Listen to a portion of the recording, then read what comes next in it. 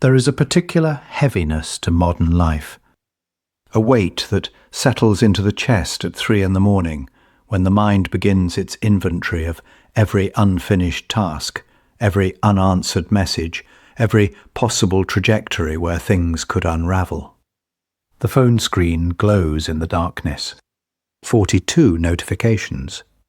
100 small fires, each one screaming for attention. We scroll. We refresh. We wait for the dopamine of resolution that never quite arrives.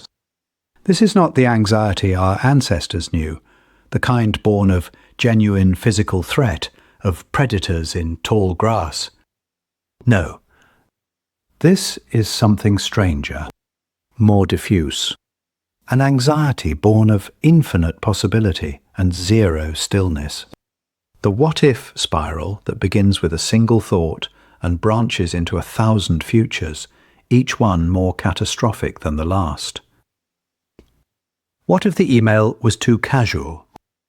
What if they noticed the error? What if the investment crashes? What if we chose the wrong path 5 years ago? And this, all of this, is the slow-motion consequence of that one invisible mistake. The ancient Stoics never saw a smartphone.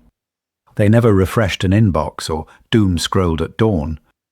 But they understood something essential about the architecture of human suffering.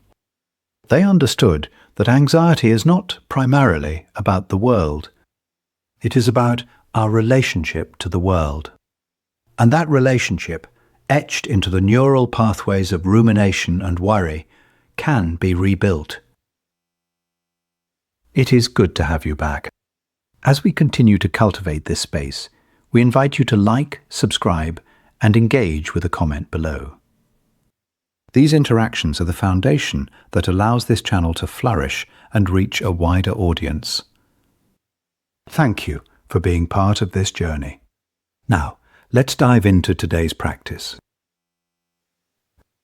Epictetus was born a slave, not metaphorically, not in the way we casually say we are slaves to our phones. He was property. His body belonged to another human being. His time was not his own. Even his name, Epictetus, was likely not the one his mother gave him. It means roughly acquired one. And yet, within this condition of absolute external powerlessness, he discovered absolute internal freedom. Here is what he wrote, etched into history, with the kind of clarity that only comes from someone who had nothing left to lose. Some things are within our power, while others are not. Within our power are opinion, motivation, desire, aversion, and, in a word, whatever is of our own doing.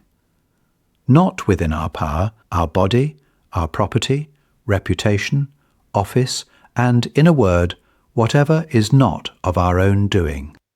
Read it again in your mind. Let the weight of that distinction settle.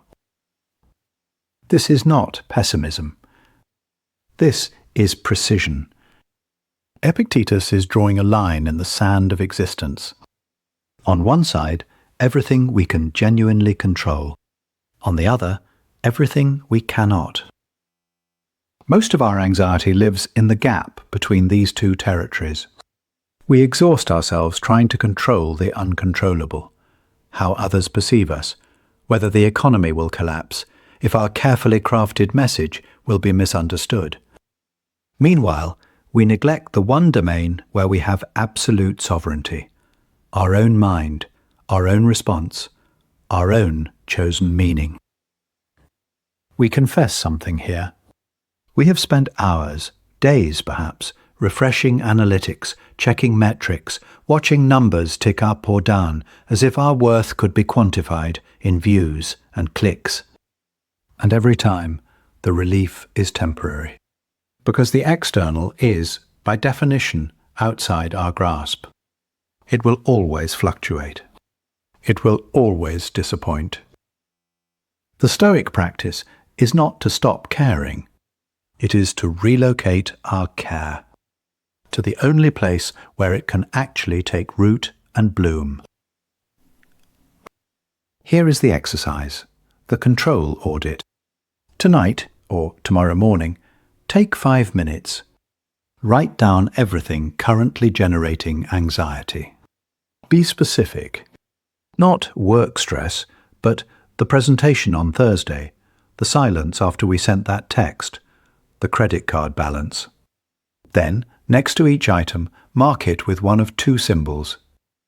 A circle for what you can control, your preparation, your honesty, your effort, your boundaries. A square for what you cannot, their reaction, the weather during your outdoor event, the past, other people's opinions. Here is what you will discover. Most of your anxiety lives in the square column. And the moment you see this clearly, the moment you recognize you have been banging your head against a wall that was never meant to move, something shifts. You stop trying to force the uncontrollable, and you redirect that energy toward the circle, toward what is actually, genuinely, eternally within your power. Your response, always your response. Now we arrive at the practice that sounds, on its surface, like the opposite of self-help.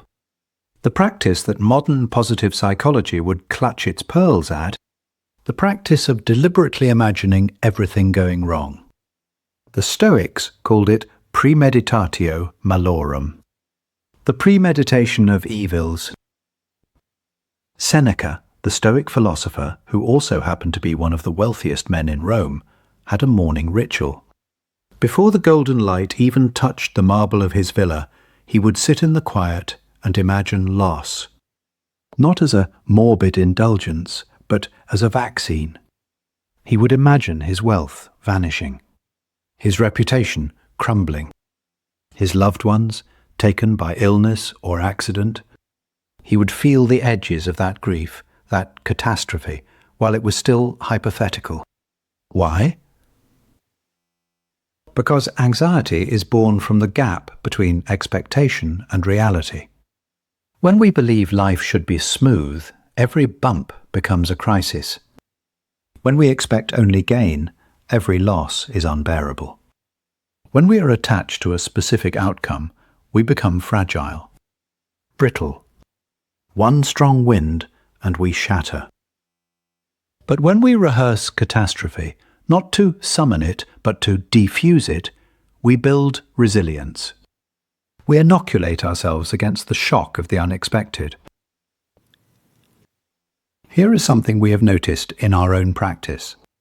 The things we fear most, public failure, profound loss, the collapse of a plan we invested everything in, these things feel apocalyptic only when we refuse to look at them directly. The moment we turn toward the fear and say, okay, what if this actually happens? What then?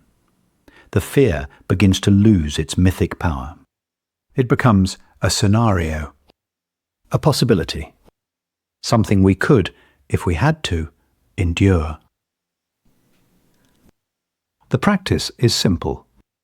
Once a week, set aside 10 minutes. Choose one fear.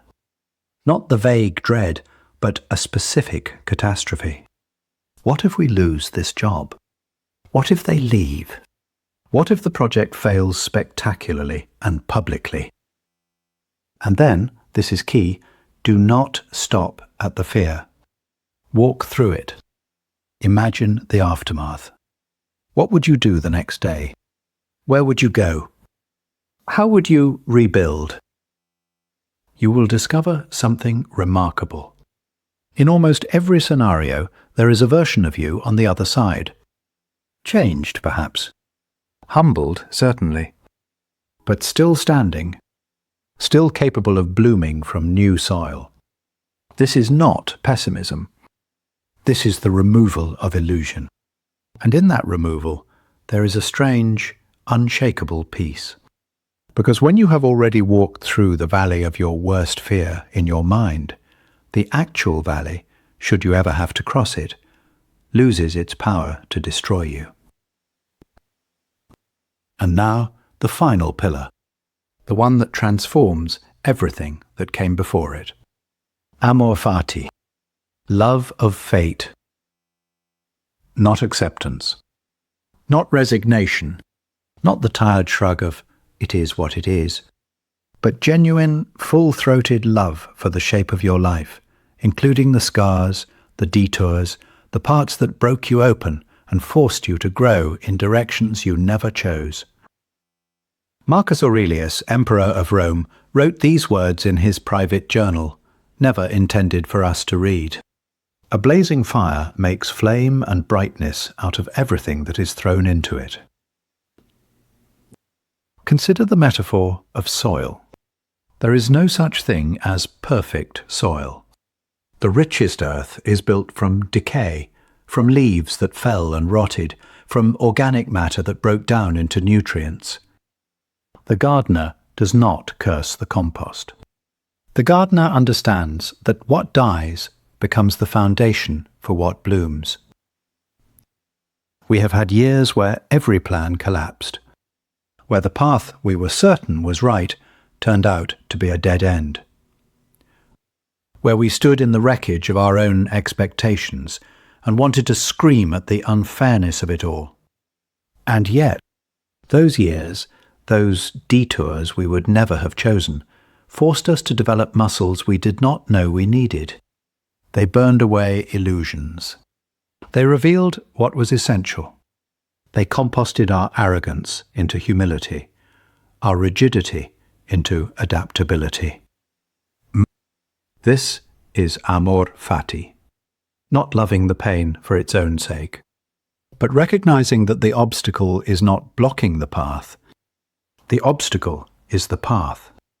Every rejection taught discernment. Every failure revealed a weakness that needed strengthening. Every loss carved out space for something new to take root. The Stoics did not believe in a benevolent universe that arranges suffering for our benefit. They were not naive, but they believed in something more radical, that we have the power to make meaning from whatever fate delivers. To take the raw material of circumstance, beautiful or brutal, and forge it into a life of purpose and resilience. When we resist what has already happened, we split ourselves in two. Part of us lives in the fantasy of how things should have been. The other part stumbles through the reality of how things are. This is exhausting. This is the root of so much suffering. But when we embrace what is, when we say with full presence, "This is my life, not the one we planned, the one we have, and we will bloom here, in this soil, with these conditions," we become whole again. We become unstoppable. The practice. At the end of each day, before sleep, review what happened, not with judgment, but with the question, how can this serve our growth? The argument that taught you patience, the delay that forced you to slow down, the failure that revealed a truer path. Do not force optimism, but look for the hidden geometry, the way fate, even in its harshness, was shaping you toward a version of yourself you could not have planned. And then, quietly say, "We would not change this, because changing this would unmake who we are becoming." The practice continues beyond this moment. Carry these tools with intention, and remember that we grow not in spite of the storm, but because of it. Keep blooming.